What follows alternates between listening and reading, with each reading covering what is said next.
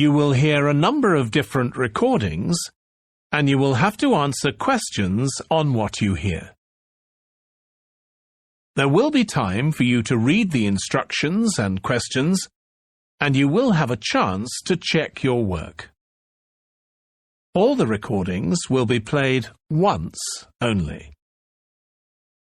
The test is in 4 sections. At the end of the test, you will be given 10 minutes to transfer your answers to an answer sheet. Now turn to Section 1.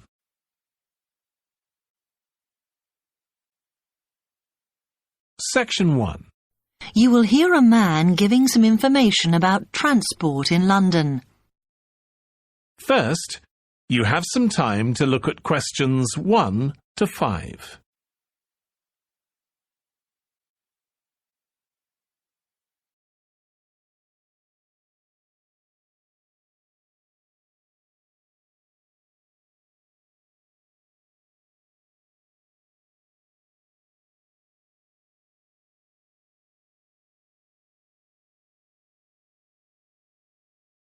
Hello, can I help you? Oh, yes. I was wondering what the best way was for me to get around London. Well, there are a lot of possibilities. As you probably realise, the main ways to get around are bus, train and tube. Oh? The Underground. Oh. It depends how much you want to spend. All forms of transport offer special tickets, such as cheap day returns on the trains and so on. Overall, you'll spend less on the bus, as it operates on a basic flat fare for each journey.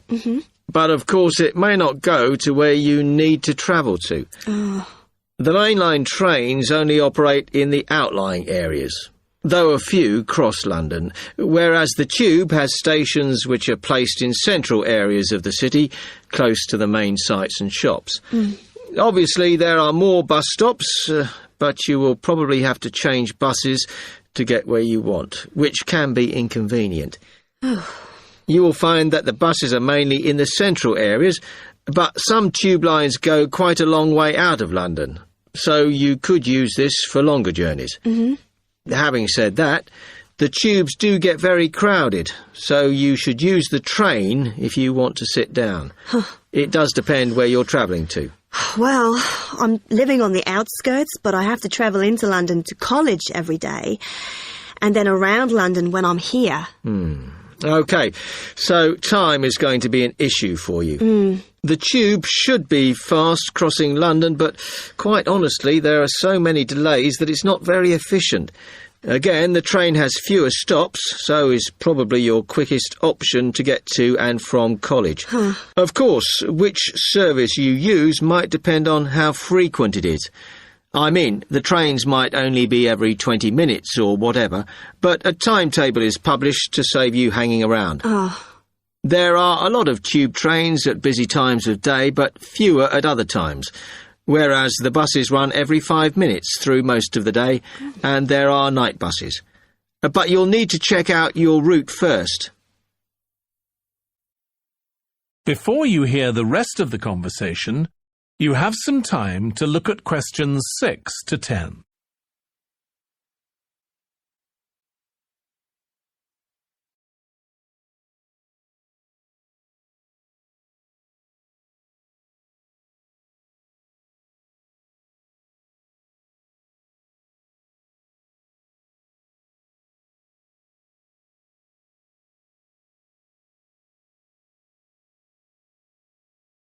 Now listen and answer questions 6 to 10.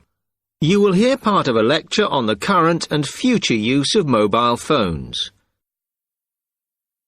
And it's interesting to look at the different ways that men and women use phones now, as that does affect how the technology will develop.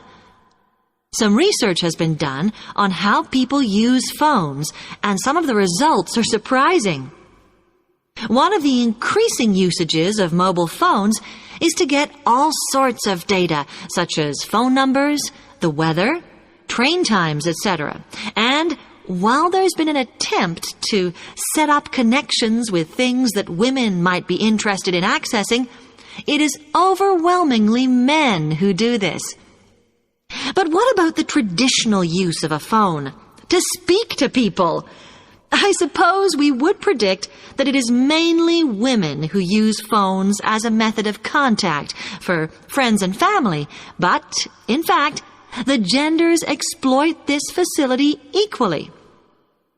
I've spoken about the increased business usages that phones will offer, and I suppose we would associate this usage with men. The survey picked up, though, that women are often working from home or catching up with work in the evenings, so they use phones in this way as much as men do. Most of us are aware we can store photos on our phones. It's an ideal method of capturing a moment wherever you are. Women tend to be the group that keep photos on their phones, but it seems that men use their phones to actually take pictures much more than women do. And of course, all this knowledge affects the marketing that the companies will do in order to sell the phone. That is the end of section 1. You now have half a minute to check your answers.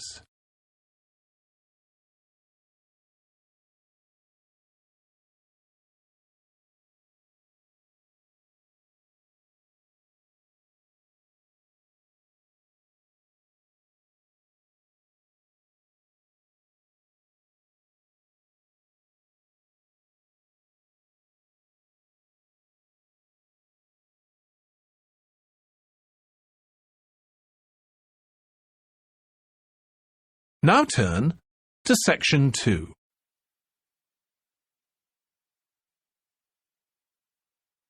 Section 2. You will hear an accommodation officer telling students about different halls of residence. You now have 30 seconds to read questions 11 to 15.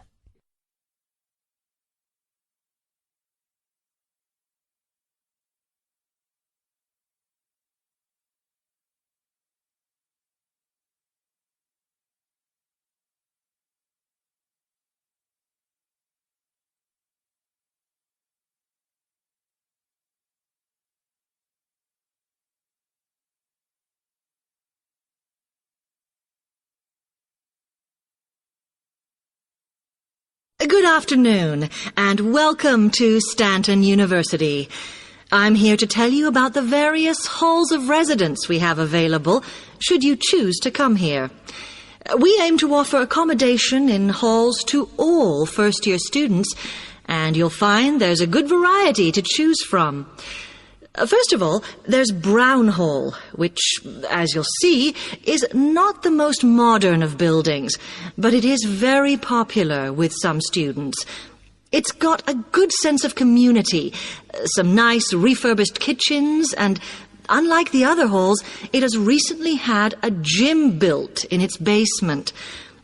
Another option is Blake Residence, which is built like a large house, and so everybody cooks and eats together. It has its own sectioned-off bit of private garden and is even more peaceful because this is an all-girls residence. Although, of course, boys are allowed to visit the hall and, I understand, frequently take part in cooking dinner. The largest hall we have is Queen's Building, and this has been upgraded recently. The original parking area has been built on so that the hall now has a large common room, and each bedroom now has its own shower room, which many students regard as a real bonus. A further option is the Parkway Flats, which won an award for design in its day. And this building now has a preservation order on it. This has meant that only a limited amount could be done to upgrade it, and the surrounding area is important, so parking is not permitted around the flats. However, the flats do have many extra facilities, such as a special computer room, a small library, and a self-service restaurant. The cost of breakfast, lunch, and dinner is covered in the fees for this hall, so it does look a bit more expensive. The last residence we can offer you is Temple Rise, which again is slightly more expensive than other halls as the rooms are larger. This has got very lovely views across to the coast, and this more than compensates for the fact that bathrooms here are shared between 6 students. However, the hall has domestic staff who clean the rooms once a week, so this is perhaps an attractive option for the messier amongst you. You now have 30 seconds to read questions 16 to 20.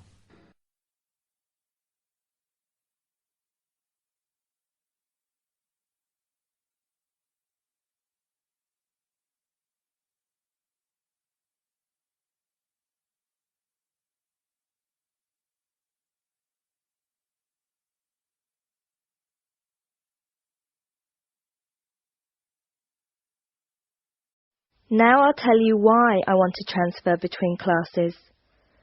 Mrs. Brooks, I really like my teacher and my classmates, but I find it very hard not to speak in my own language. I just begin to think in English when the class ends, and I'm surrounded by other people from my country, so it's natural that we all speak in our mother tongue. I have been looking around for a class where there are very few other people from my country, so I'll be forced to use English. The best class I can find is the evening class, which begins at 6 p.m.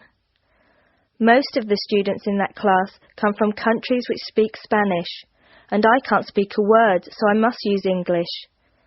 I have an Italian friend in the class, and she tells me there are 2 Hong Kong Chinese, 6 Spanish speakers, and 1 Japanese student.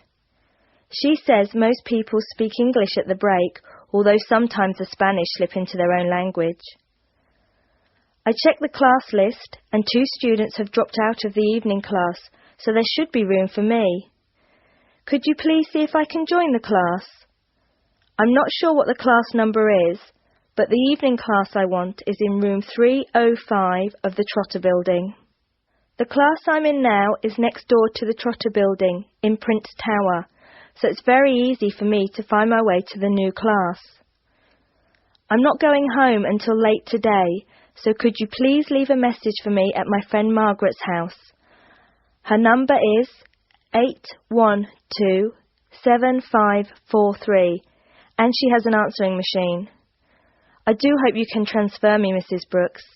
If there is any more information you need, please call me. Thank you very much. That is the end of section 2. You will now have some time to check your answers.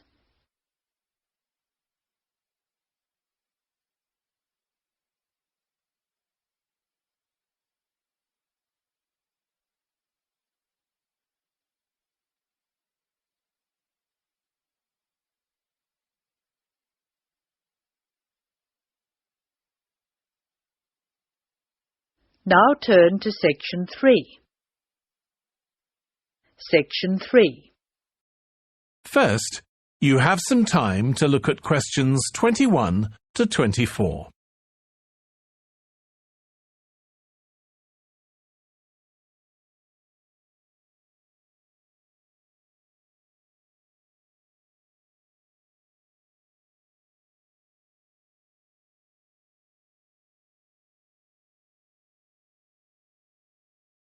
Now listen carefully and answer questions 21 to 24.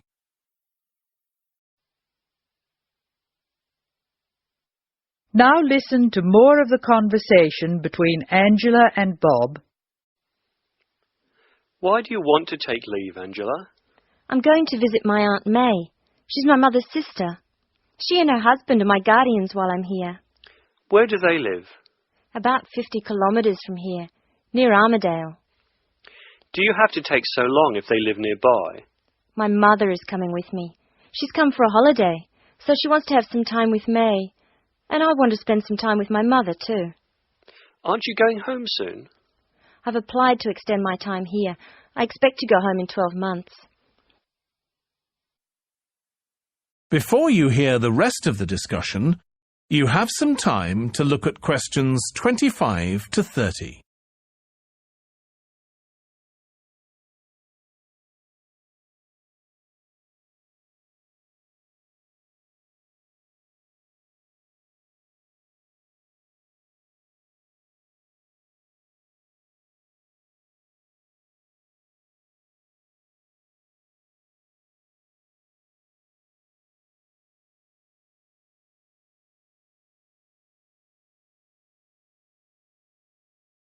Now listen and answer questions 25 to 30.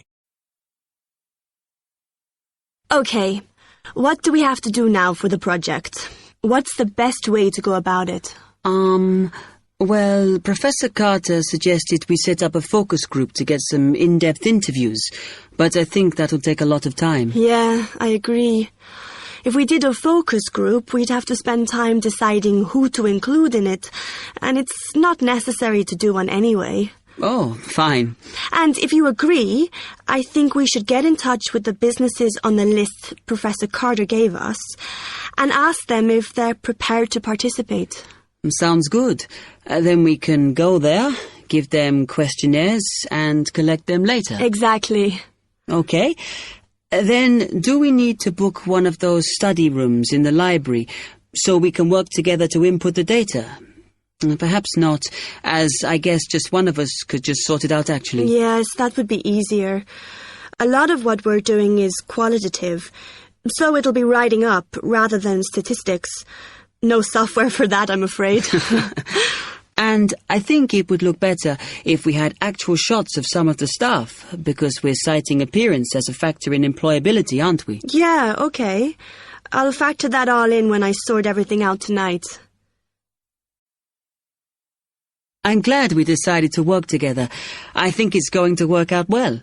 Yes, well, given that we had to work in pairs on this project, I think we were right to choose each other.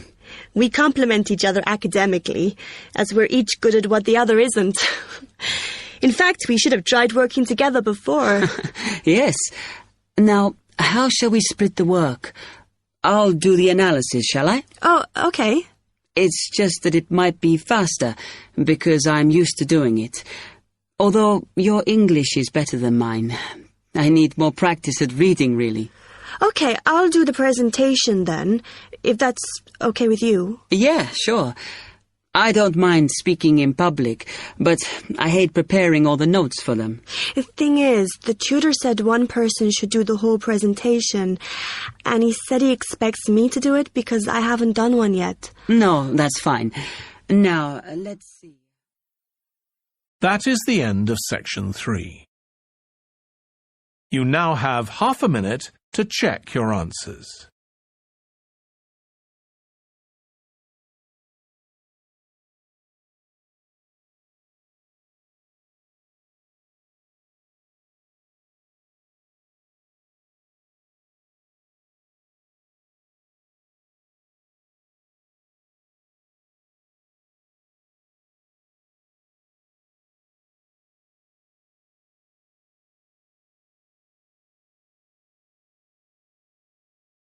Now turn to section 4.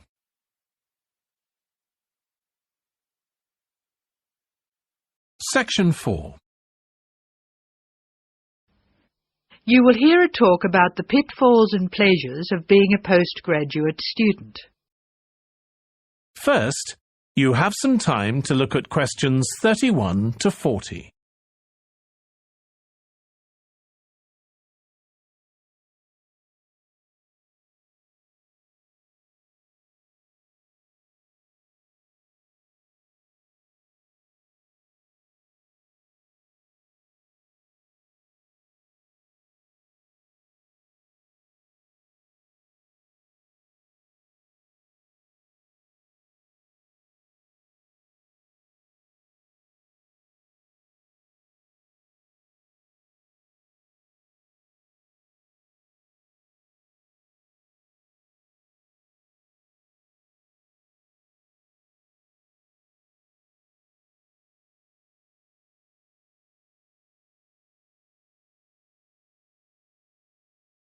Now listen carefully and answer questions 31 to 40. Postgraduates are about as easy to define as catching steam in a bucket. Courses can be vocational, for training, as research, as a preparation for research, or a combination of these. Also, you can choose between full-time and part-time. Increasingly, the approach to postgraduate study is becoming modular. The vast majority of postgraduates are doing short, taught courses, many of which provide specific vocational training. Indeed, there has been a 400% increase in postgraduate numbers in Britain over the past 20 years. Current figures stand at just under 400,000. People undertake postgraduate study for many reasons. These may be academic, intellectual challenge, development of knowledge; vocational, training for a specific career goal; or only vague, drifting into further study. It is essential that you determine the reasons you want to become a postgraduate. If you have clear goals and reasons for studying, this will enhance your learning experience and help you to remain focused and motivated throughout your course. Where you study should be based on much more than the course you want to do. For some courses, you're likely to be there for several years, and it is important that you are happy living there. Check also what type of accommodation is available, and whether the institution provides any housing specifically for postgraduates. Choosing an institution and department is a difficult process. To determine quality, do not rely on the reputation of an institution, but find out what the ratings are from the most recent assessment exercises. Find out about the staff, their reputation, competence, enthusiasm, and friendliness. Visit the department if possible, and talk to existing postgraduates about their experience, satisfaction, comments, and complaints. Be very careful to check how they feel about their supervisors. Also, check what facilities are available, both at an institutional level, for example libraries, laboratory and computing facilities, and in the department, for example study room, desk, photocopying, secretarial support, etc. Everyone will have their own priorities here. I am always anxious to check the computer support available and regard it as slightly more important than library access. Your working environment and the support available to you plays an essential part in making your work as a postgraduate a positive experience. Life as a postgraduate can be very different to your other experiences of education. Things that can distinguish your experience are the level of study, independence of working, intensity of the course, the demands on your time, and often the fact that you're older than the majority of students. These factors can contribute to making you feel isolated. However, there are several ways you can make sure that this is either short-lived or does not happen at all. Many student unions have postgraduate societies that organise social events and may also provide representation for postgraduates to both the student union and the institution. Departments can also help to create a sense of identity and community, and often have discussion groups available. Don't be afraid to talk to staff about any difficulties you might be having. Of course, universities provide counselling services, but we have found that the best advice comes from talking to other postgraduates who may have faced similar difficulties.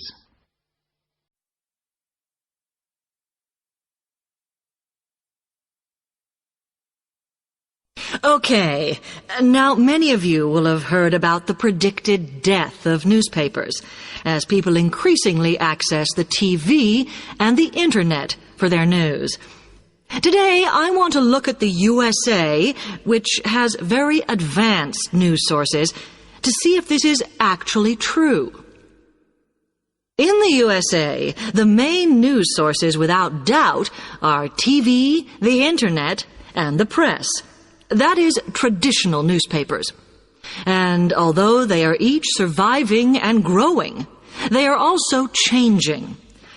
Obviously, TV news has been around for a while, and the early evening bulletins, when people get in from work, are very popular. I suppose we traditionally think of the morning newspaper arriving on our doorstep with the daily news. Interestingly, this is not borne out by the statistics, which show that readership in the U.S. is much higher when people have time to relax, when they're not working, especially on Sundays. The Internet is also a popular weekend activity, but shows no variation with weekday access. So people are using the different sources in different ways. Interestingly, local radio has been hit less by the grip of quite strong local newspapers than by the Internet, which is seen to offer a better regional service. But just because the Internet is seen as the new force in news media does not mean it is dominant. Television has, of course, been global for a while. But now technological changes, which have fueled the rise of online news, have also allowed newspapers to print and distribute editions across the world. In fact, Internet news, which is seen as the big competitor for traditional markets, does not offer that much variety. Often, the sources are the online versions of the newspapers, whereas television, in order to offer something different, has had to come up with a much more mixed bag of reporting, from hard news to light reports on celebrity events. Another issue is reliability. The Internet is virtually unregulated, so anything can be reported there, whether true or not. Journalists on newspapers have fought a long, hard battle to fight intervention and to retain the freedom of the press. Television, however, is seen as critical to political power and has become subject to harsh controls about what it can or cannot say. That is the end of section 4. You now have half a minute to check your answers.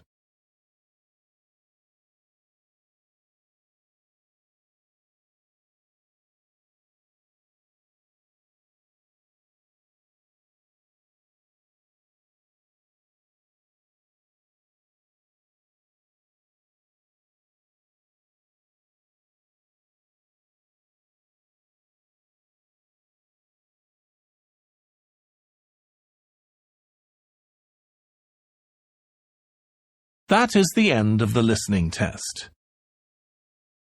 In the IELTS test, you would now have 10 minutes to transfer your answers to the answer sheet.